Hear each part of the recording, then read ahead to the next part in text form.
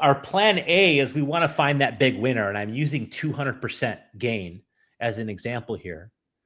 But we've seen, right, 2x, 5x, 10x, 100. We've seen massive moves. Like base Peppy, some of us got in that early. I think I posted in your chat it was below 1 million market cap. It was around 1 million. Yeah. Yeah. It was around 1 million. Yeah. And so we've seen this can happen. And that's great. And we want to look for those. That's plan A. I love to find those big moves and just hold them in stage 2. But plan B is we can compound those moves. And so it's not, sometimes we're not planning this. It's just, that's what the market gives us. So that's what we take. And the point here that I want to say, because this is when we say compound gains, not mistakes, this is what we mean, is if we found a 40% move, a 40% move seems easier to find than a 200% move, doesn't it? Oh, yeah. Well, if we compounded 4 40% moves, that compounding would lead to a 384% gain. If we found a 20% move, or a bunch of them here, obviously, if we found 8 20% moves and we compounded those, that would be a 430% gain. So while we're looking for plan A, don't underestimate plan B. The power of compounding is significant. And so when we say compound gains, not mistakes, this is exactly what we're talking about. We're talking about putting this math of compounding in our favor and keeping out of that destructive math of compounding losses, because we saw how destructive that can be and how hard it is to climb out of a hole when we dig it. Yeah. Every 5% becomes devastating. But understanding this math can really impact our decisions of why we're taking this approach. We take what the market gives us. Right. So if it gives me plan A, I'll take it. In fact, we're aiming at plan A, and GR can talk about it. We're looking for the leaders. We're looking for market leaders and triple confirmation.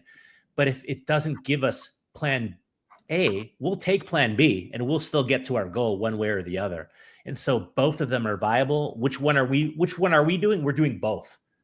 That's the point. And I want to show you one other specific example that brings this to light for a specific trade.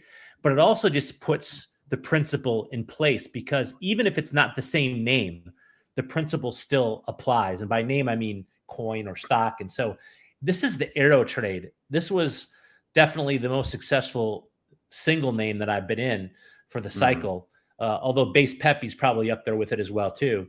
But this first trade, this is, by the way, if on our YouTube channel, we have this documented for the first trade and the second entry. But this is the whole story right here.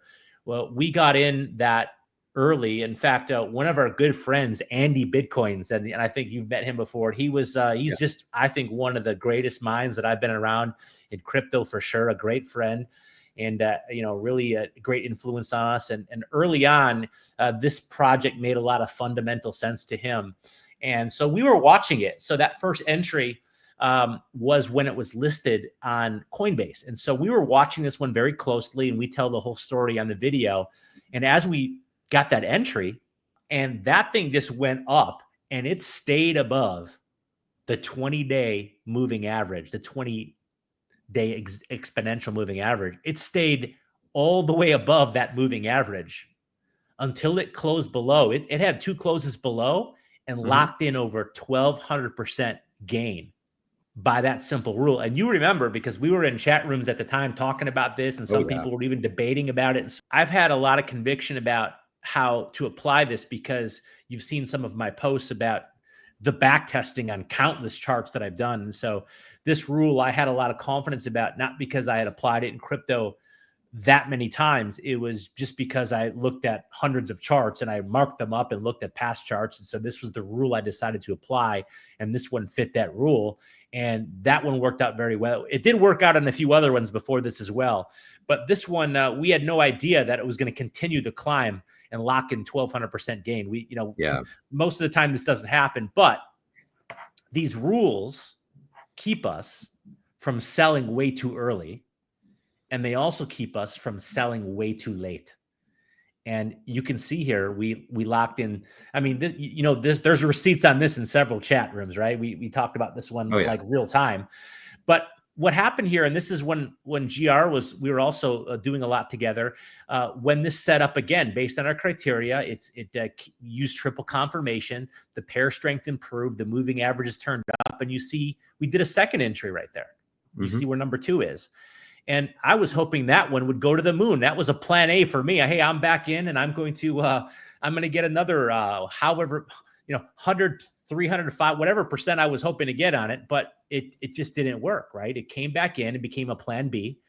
And but we locked in 65% plus when it closed below that moving average again. So we took that. But the point is, if you've locked in, I'm rounding it down here, by the way. So if we round it down to 1,200% and we got 65% on top of that, well, 65% of 1,200 is 780%, isn't it? Yes. So now we're at 1,980% compounded, and we're out, right? We're out again. Well, it's set up again.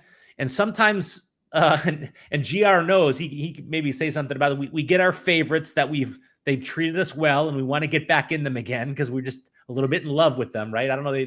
They've worked so good. We believe in them so much. So there was one more entry, and we tried that one again. And that one only gave 24%. So that was definitely a plan B. But 24% of 1,980% is another 475%. Can I ask you a question, JB? So when you're doing these compoundings on, say, like Aerodrome, and you pull out your profit at 12x, are you re-entering with just a percentage of that capital, or are you re-entering with all of the capital that you came in with on trade 1? So like, say you came in with X dollars for trade 1, are you re-entering the 12x to your trade 2, or are you taking a percentage of the 12x? It depends on a few things. One of the things it would depend on is what it was the starting size, right? Like if I had 25% of my account initially and it was up this much, it would be most of my account, wouldn't it? So yeah, it depends on how big the position size is. And generally, I don't want to have any position become more than 50% of my entire account. So that's a personal rule, and that's one way we would look at it. But the other thing we could take from this as well is, even if we did not put the entire amount in the same name, we put it maybe different names with similar kind of moves. So I will tell you, in this example, I did put most of it back in, but I did put some of it in SUI, and SUI and some of the other names did a lot better. So it actually worked out better than this example in many ways, because some of the profits actually went into better leaders than AERO was at the time. Got it. Because AERO was an early market leader, but it kind of lost that status around the time that SUI and virtuals and base Pepe and other kinds of projects started becoming leaders.